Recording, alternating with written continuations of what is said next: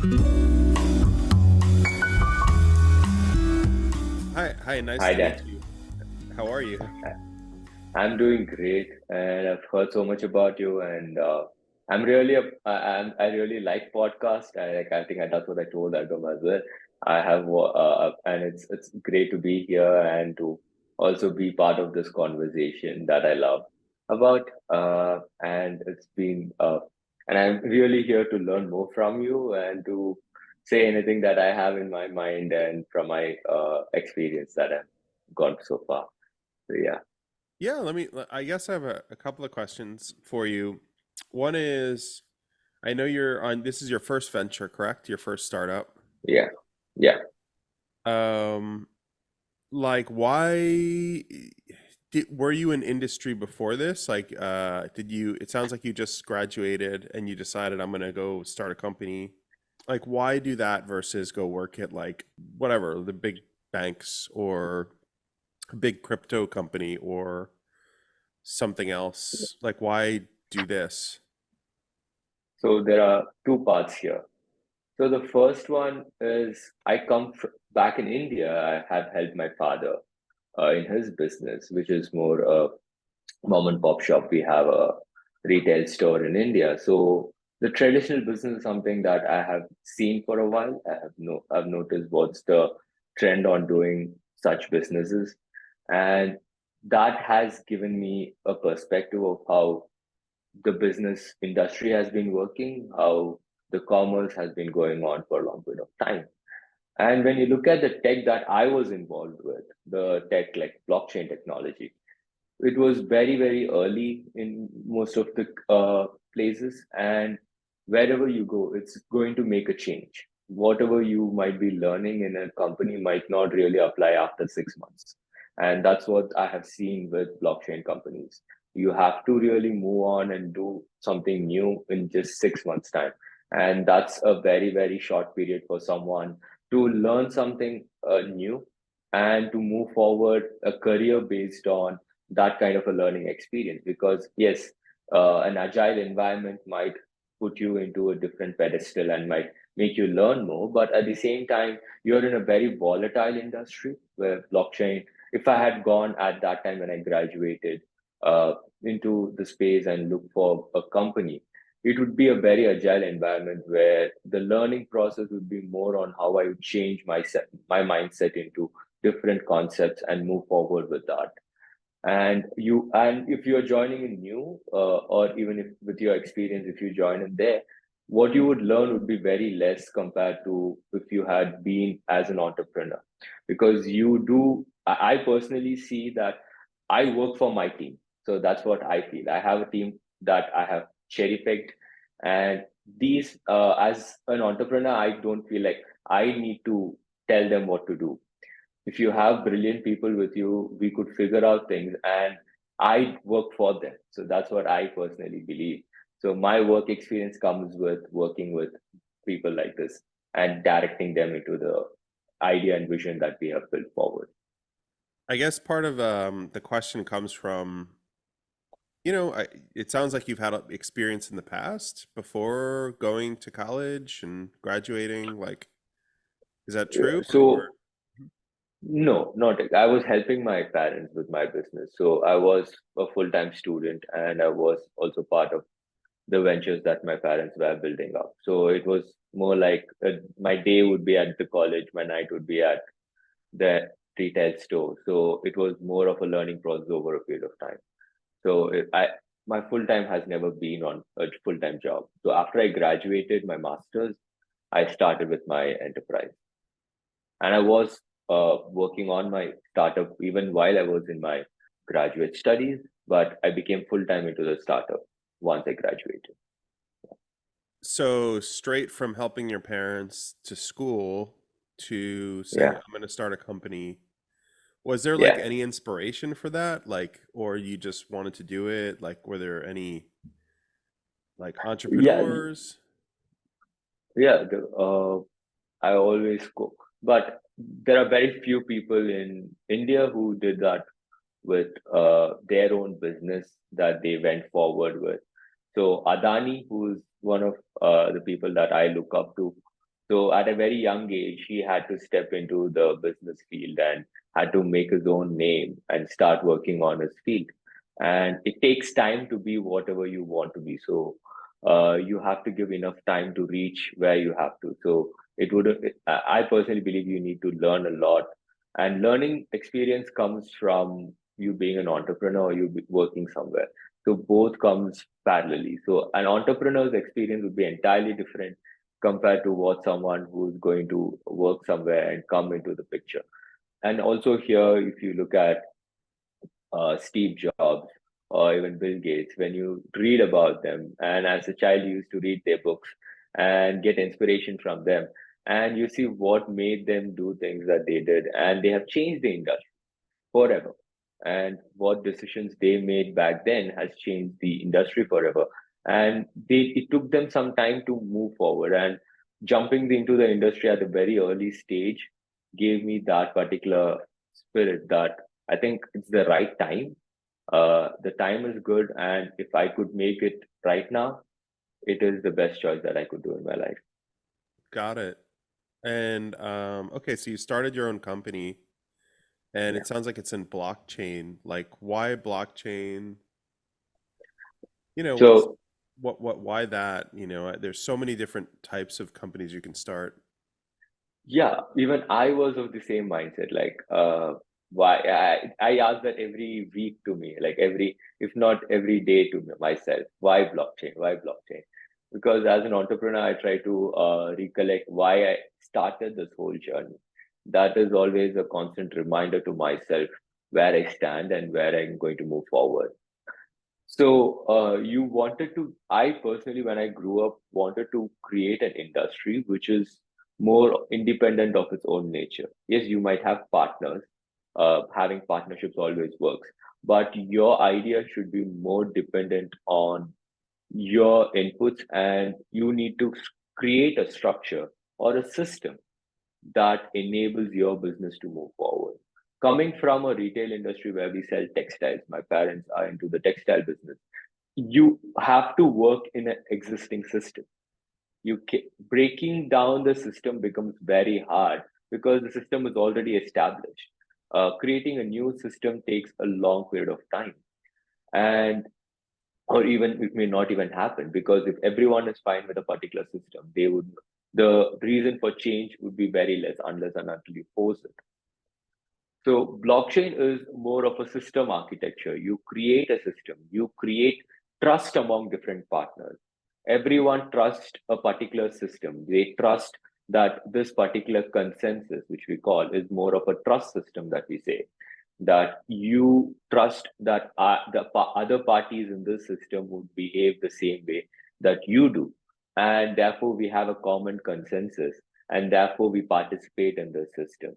And when you become part of that system or able to grow that system, then you create your own enterprise level solutions, which route into different, like say, applications. So that's my idea when a long time back, where you wanted to create such a system.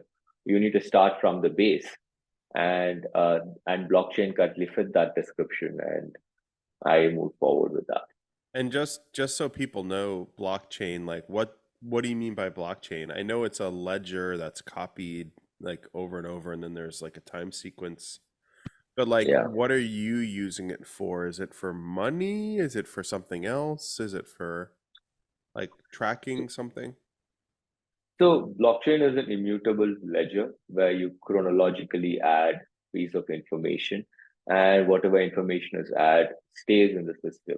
And to add new data into the system, you need to have a consensus idea that everyone in the system believes, and only then you could move forward. So what I was more focused on is the application of that technology, where what would you use with that data? Data has now has turned a lot of things into, it's become the digital gold right now, and it's turned a lot of things into actions where previously it was just data. Now it's turning into new actions. Your way that you're going to lead your life would depend on the data that's given to you.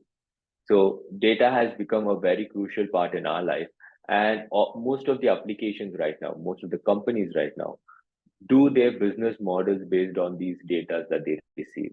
It's not a hunch that they would take, or like, okay, I see this season, all of them, I would get a lot of customers, and they don't move like that. They look at the data, what happened last year, what happened this year, how is the business going to move forward. When I was looking into blockchain, what I realized was it was more derived on one application of blockchain called cryptocurrency.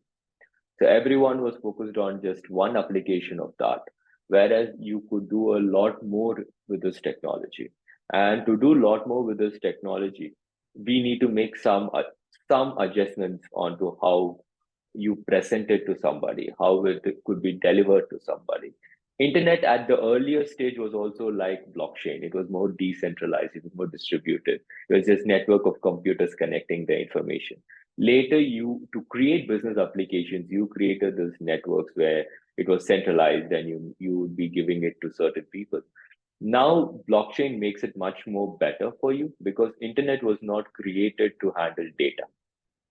Blockchain is created to handle data, to give you authority over your data, which internet was not made into. It was more made after. It's an afterthought. Okay, we did this, they did something and it worked out well. So now what can we do with that? So internet was an afterthought. Whereas blockchain was primarily designed to give you access to your own data. And that's where Block Convey comes in. My company, Block Convey, we help companies in the Web2 space right now, the traditional internet space, explore how they could use blockchain, how they could work with their data and seamlessly transfer them to our platform and help them understand how a new business could be created, a new way of revenue generation could be possible through blockchain. So we explore with them, we understand what is the data that they require and how they could use that data and provide a business incentive of using blockchain and how that would be making their business move forward better. Yeah, that's awesome, man. And also, if you would like to, just brief us about what all industries do you work with, like what type of clients do you deal with? When you say data, like what kind of data you handle, and what all services do you provide? You said Web 2 to Web 3 is a transformative service. Are you creating a new entity for them on Web 3? Like how the ecosystem is? So yeah, all of them participate in our blockchain to go from part by part of your question. First, we focus more onto the healthcare space and supply chain. So healthcare and supply chain are somewhere that blockchain technology could give more value because, as I said before, you need to create value inside the system for it to be more progressive. Like the system needs to be better where everyone comes to one conclusion. So we focus on healthcare companies, understand how they would use their data, more into companies that use precision healthcare, companies that would use data for providing information on a behavioral pattern. And we understand that it's more important to secure that data, have a security feature enabled, and everyone who's participating in that ecosystem needs to feel secure that they are being transferred their information into that particular system. So that becomes a very important function for healthcare, where you would want to have your data more secure, or you need to work with companies that could secure your information, or work with your information without revealing much of a data about your personal information into the picture. So we work with B2B companies, not that we don't directly go to a clinic or we don't directly work with, like say, hospitals. We work with companies that partner with these hospitals on their work and understand how these companies are managing their client intel, client resources. And we try to get that data into the blockchain, see how they could use it differently. Are they going to use an algorithm? If it's a precision healthcare company, they use algorithms to derive their data.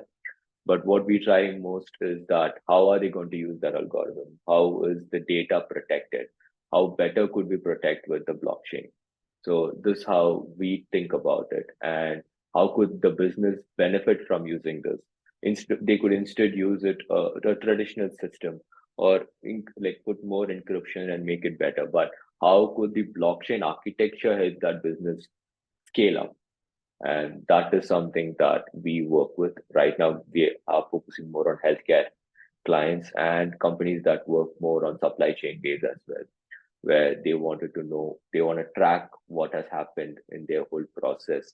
And that tracking is enabled with the timestamp that we provide with blockchain. So we could be able to trace back to what has happened and where a particular thing could be solved, or identify a bottleneck in that case. So we work with clients in that fashion right now. We want to move more into fintech as well. Like fintech has always been the space for blockchain, but we wanted to make sure that we establish a good utility in the other sectors before coming into fintech, because fintech, as it says, is a huge market. It's a very huge sector. So you wanted to be very careful when you get into that market, because it's trust that people build with fintech. It's the finance that they work with. So you need to be having a system that everyone trusts or everyone has an understanding about, and moving that forward becomes easier. So fintech and other solutions would come after, right? Not at this stage of the company, but it's more on a future proposal. Once we are able to make good connections in these initial sectors, we would move towards more fintech models as well. Now, since you're in the healthcare space right now with it, question for you, and this is kind of a, I don't really know much about blockchain, and I've never worked with blockchain like on the level you have, but let's say, there's something called data hostage, where like a hacker will get into a hospital and basically lock down all of their data, and then they'll, ask for money to get access to the hospital, can have access to that data. Does blockchain protect against that? And if so, how?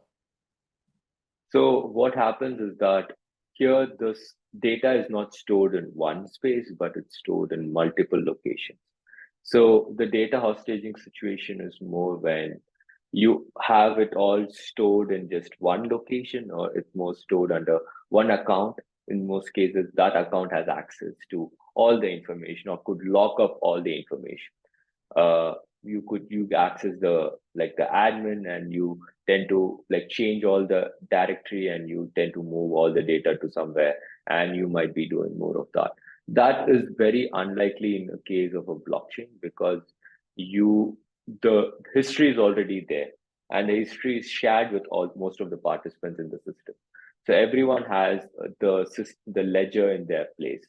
So retrieving that information would not be a big issue when something like that happens. When you lose access to one node, we could work on that, and that's why we create these. There is, I think, if people who are watching this might know about this, there's this thing called Byzantine fault tolerance.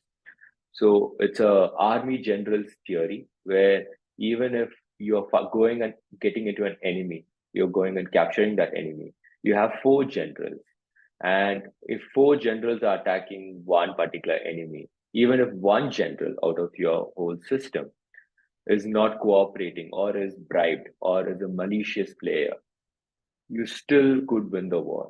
So that's the thing we try to work on. It's called Byzantine fault tolerance, where you would go there, and even with only minimum number of people who participate in your system, even if one faulty system is there, we could get back the system, even if with the other three generals. So that's the system with many blockchain companies use to avoid these kind of participants. So that's something that even we are using, where we would be making sure that even if one node, or say, for example, we give access to one company, and that company we is not able to see, we would manage that, and we could secure the whole network. We don't have to think about that too much uh, at the stage which the blockchain is constructed. So it's more like the system is itself tolerant to that. The part where it could become more of a hostage is on their side, but we could eliminate that if they are working with Block Convey, where we would be, because it's a private blockchain that we are developing. So we know who is going to be the participant that's coming in, and how much are they participating with the network. So to become part of, if we know something, we could just stop their token transactions, or we could stop them from adding any blocks into the system. Thereby, there won't be any new blocks that get added, or we could work on that. So perfectly, we could manage that. And the data that they have stored, we could retrieve it from any other nodes that is working, or any other computer that's part of this network. We could easily access that and get all the information we do. So one thing that confuses me about blockchain is if it's distributed across many parties that are not the same party, it's hard to data hostage all of them because they may be running different servers, they may be running different software. So a hacker would have to get, I don't know, at least two ledgers, and they'd have to like lock those for for that threat. But in a like a larger medical setting, I guess you're envisioning it as like multiple parties in the same organization, or just different organizations? It depends on the organization that's coming in contact with us. So what we try to do is that, because we can't envision for the company or what the company has planned for its services. So what I tend to do with my clients is understand what kind of a solution that they are building. If it's a hospital, they would be contacting my client, and my client would be the one providing the structure that they need. So they're using this data for a trial, or they're using this data for a new software, and that company is working with us. We would know what this company wants from the hospitals, or what does the hospital get from this company. Based on that, we would be providing the solution. We would say, okay, you could do it multiple ways, but based on what's most safe for you and what is your financial situation at this point of time, we recommend ABCD. If you could do all this, then it's better. If you can't, then we go with another option. So that's something we try to do better here at Block Convey, where we understand what kind of a structure are you coming with, and how are you going to be better, and will blockchain actually help you? That's a very big question that we ask, like we get asked like by all our clients. Why do I need blockchain at this time? So why do we need? So even we tend to address that, where if your business requires a particular network effect, where your business has multiple parties that are connected with each other and have to make decisions, then blockchain would be a very effective player in your system. Whereas if it's more streamlined or unilateral and it doesn't come into the system, then we would rather suggest them this would not be a venture at this stage. But you can, once you have enough network effect, maybe you pivot your company to a more network effecting, where multiple parties have to come to one decision process. Blockchain would come and work for you wonders. Got it. I understand. So you're saying like multiple parties, blockchain really fits Yes. what the requirements are. So everyone involved feels like the data is correct. And they feel that they own part of the data. So they feel most of the companies right now after pandemic had to look into the third factor. Like you need to make the third person feel that they own this part of the company. Like it shouldn't just be the team and the investors. It's also the the people who are participating in your company, people who are your subscribers, they wanted to feel that they are part of this ecosystem, that they are driving the change. And blockchain can help them feel that ownership when they do that. So when you become successful, your clients become successful, and that makes it much better for them. So if a company wants to look at that, make sure that their clients want to give better services to their client, wanted to make sure that what is the next thing that they could do apart from any traditional business models, blockchain would come into that picture very well. So great, yeah, this is great. And also about the blockchain, like the industry as a whole, you said that it's in the bear market.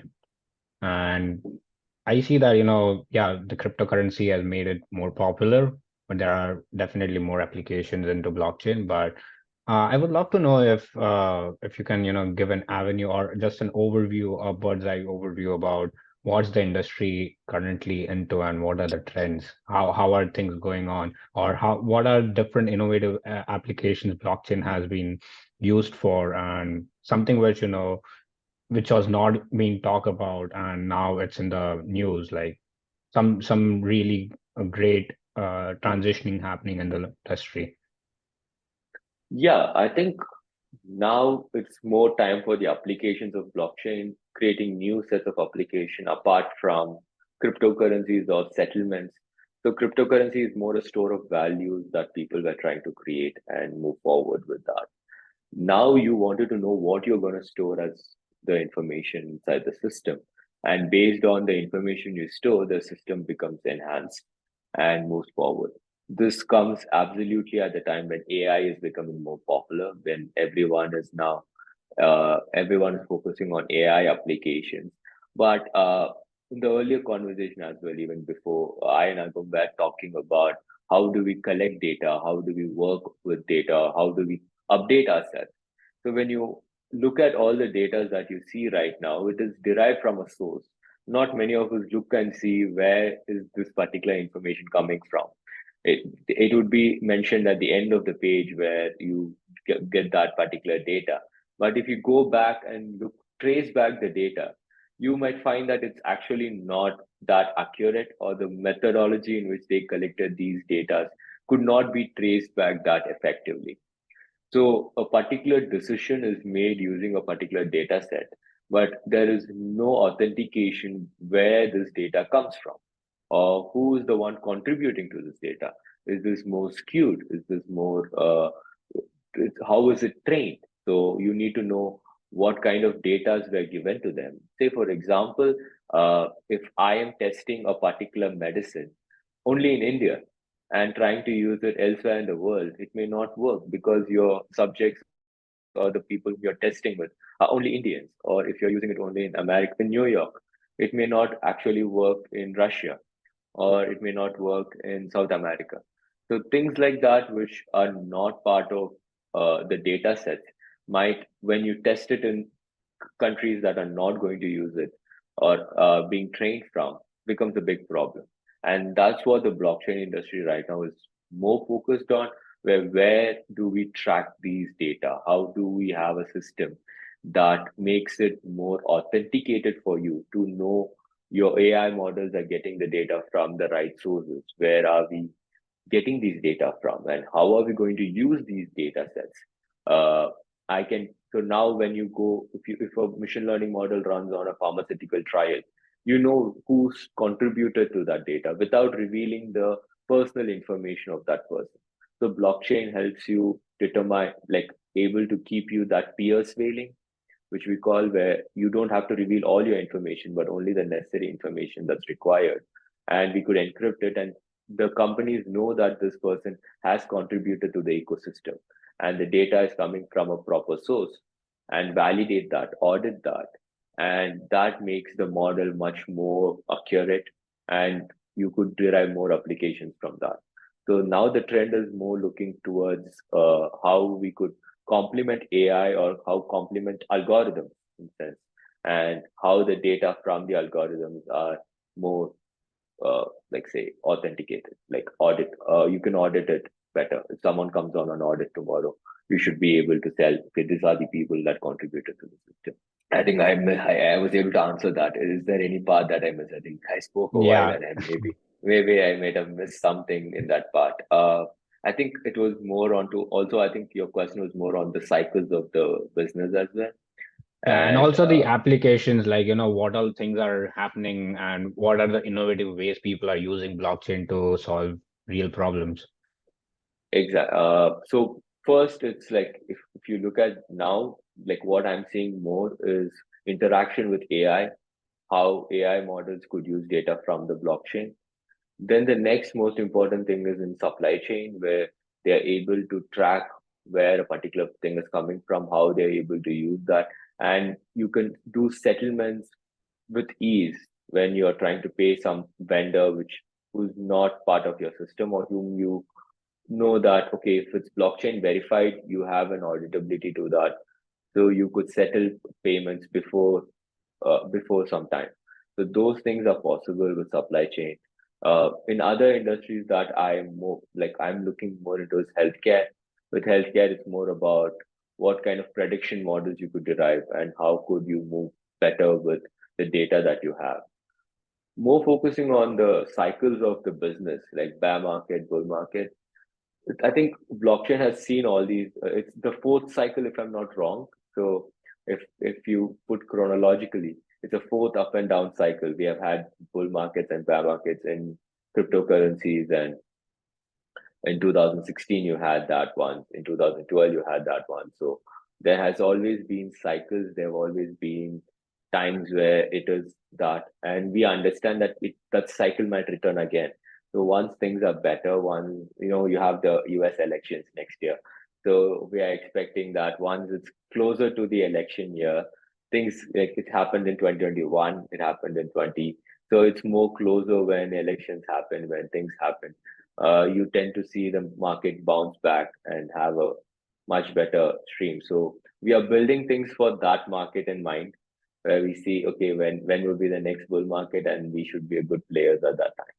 So in these bull and bear markets, like, is that, I mean, because you're not in the crypto space, you're solely working on blockchain itself right now. I guess people associate blockchain with crypto.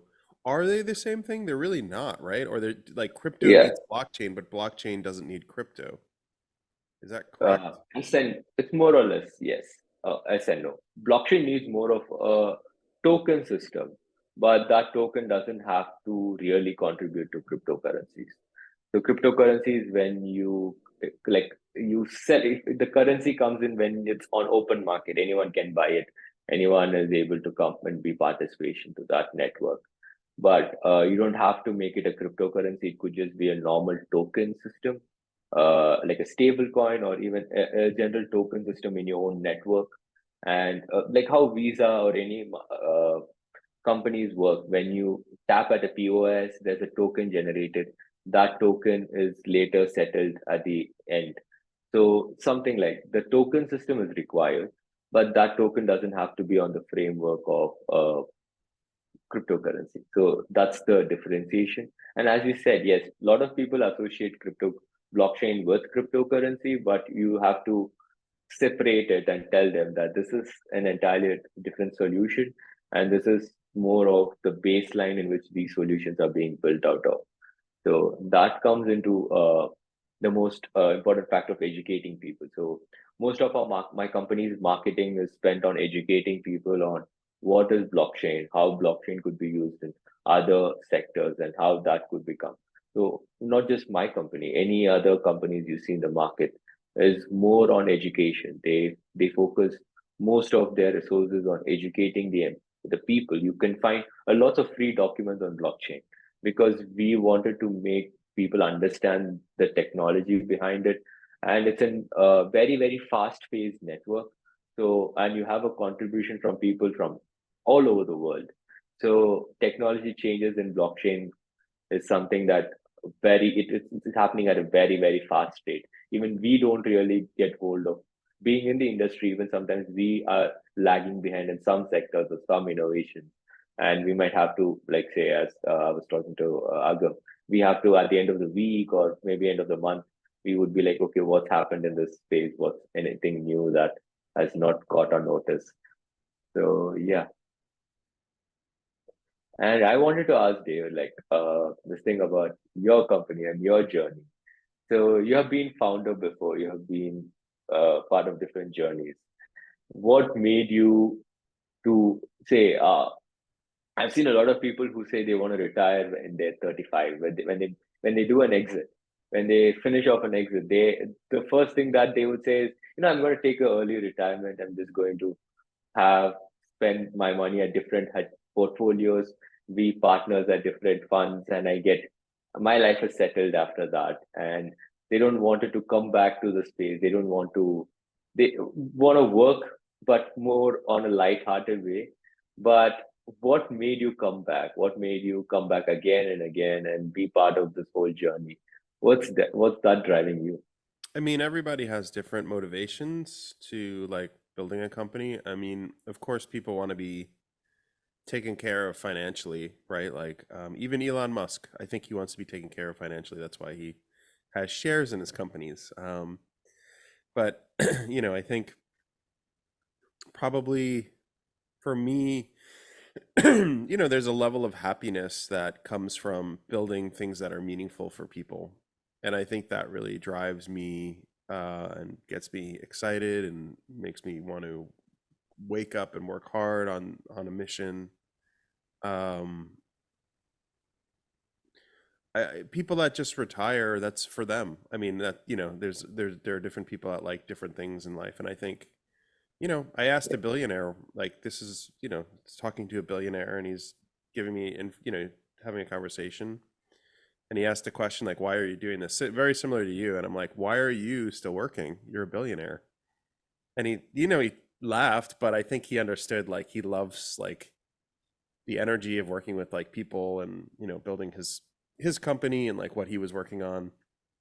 But I think people get satisfaction in different ways. Like some people have a family, families are amazing, and some people love cars. Cars are amazing. Some people love going to the beach, and then there's people that like startups. And I think I genuinely, there's a part of me that likes that roller coaster of what that is. So But yeah, it's the reason is it's a lot of people used to be like once you have an exit or once like I've seen people they join big consulting firms as top consultants or they join big companies and become CEO of particular division of that particular company, move forward in that because they don't want to go and get back into that hustle because every time you get back into that system and start rebuilding, you learn things, you need to relearn things, you need to understand something new.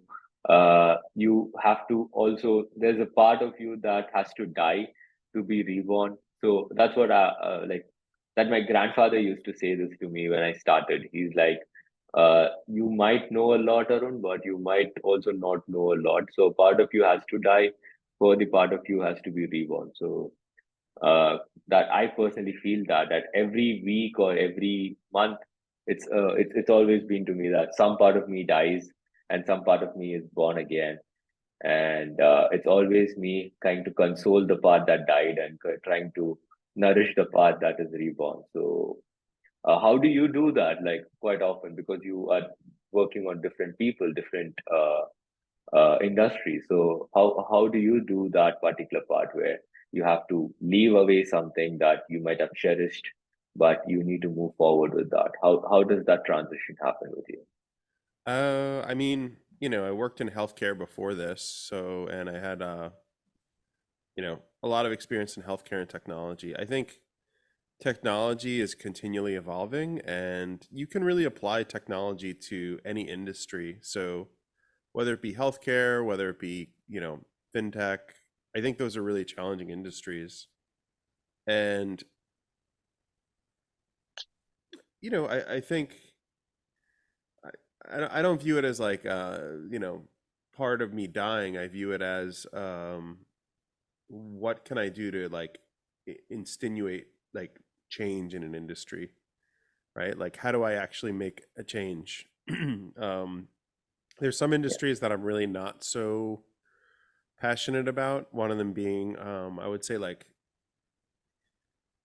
social networks are hard to build, and I think that I think you can make a social network through healthcare. I think you can make a social network through like Mm. monetary systems like Venmo, those sorts of things. I I view it as more just like a daily process where you're learning something and you're trying to build. I do think that there is, starting my first company and this one, there's a lot of differences in the technology and support systems. So, where you're starting in 2022, when you started your company, I think there's a lot more support systems in place, like banks that are willing to just give you an account right out of the gate. There's people that are willing to just like issue you like servers in the cloud like immediately. Like the first time I did a startup, it was way more stressful, and there was not as many support systems in place. Like how do you get paid? Like in the past, founders had to like buy servers and figure out how to do that. It was a nightmare, and then they would have to like build their own payment systems and like integrate with like God knows what, and they'd have to manage all these servers. And I think today it's way more, you can try at a lower cost for a founder, as Mhm. opposed to, in the 90s you had to raise all this money, and then you would have to like literally buy servers and install the servers, and then you'd have to like figure out how to get paid, and in that process you're raising gobs and gobs of money. Today you don't need to do that. You can do it on such a lower scale to see, where's the startup going to be successful. Yeah, Yeah, that comes to when I went and got my. So as you are a blockchain company, it's more associated with crypto. So banks really, you need to get commercial, like companies like Mercury or SVB were the ones that were very, very open to give accounts to startups. And especially if you are in the blockchain space or in this space. So getting a account here was very, like, because I'm also in New York. So you have regulations at every single turn you do. So it was like you go to Chase, you go to First Republic, you go to other banks, they would be like, "Oh, great idea, but blockchain, you're doing this, that we are not really sure about it." We partner now banking with Mercury, so companies like that are really. So you had SVB and you had Mercury, so it was like, say, though you have options, the options at this stage when you want to try something new is also very you have to be very calculative. Like we chose Mercury, and now after the SVB collapse, we felt like, okay, that's fine. Like our money is in safe hands. Our money is able to move forward. So uh, sometimes you just the services are sometimes very good, but also the driving factor in many companies or startups that I feel, because they could be able to reciprocate something at a very small level with their MVPs. Now to raise the work to MVPs, they're not actually going to the market, and when they face the trouble with the MVP, they just leave away the idea and they just abandon the whole project and leave. But your market responds differently. What I have seen is whenever you have an idea, you think this will work very well, and when you go to the market always tends to surprise you. And that's what I have read. Like when I talk to people and when I do it myself, you go with different questions on what you wanted to cover during a conversation with a client, but you get entirely surprised when the questions that they ask, and you can never be prepared for that. So yeah, that's something I draw from you. Like, how do I recreate myself every day when I go there? So that I need to be that, okay, whatever comes, I need to be more proactive for that particular instant. And learning over this podcast, you need to learn things, a lot of things, and to change yourself over a period of time and the course of action. Awesome. Yeah, I'm loving the conversation you guys are having, and I see that, both have the similar experience to share to each other. That's really great. We are about time. Like, if you want to wrap up right now, I just have one last question for you, Arun, about what's the driving force about you and what are you passionate about in your life and what's your goal? Where do you want to reach? Where do you see Block Convey? And what are your visions? Every founder, if you ask when they do a startup, it's the unicorn is what they would say, or things like that's something which I would say that I'm not going to say I don't have all that, everything.